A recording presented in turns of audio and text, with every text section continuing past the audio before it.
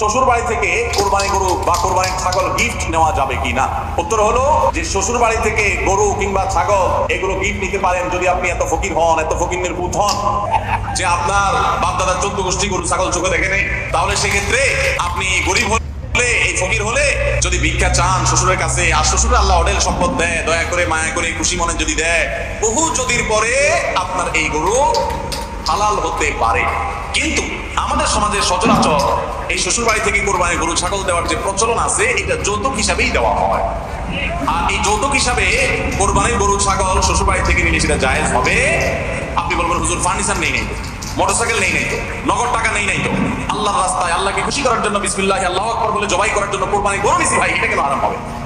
আপনি কোরবানির নিয়তে, কোরবানির উদ্দেশ্যে যদি গরু চুরি করেন, সেটা কি হালাল হবে না হারাম হবে? নিয়ত কিন্তু ভালো, কোরবানি করবে। কোরবানির নিয়তে শ্বশুরবাড়ি থেকে যৌতুক নেওয়াটাও কি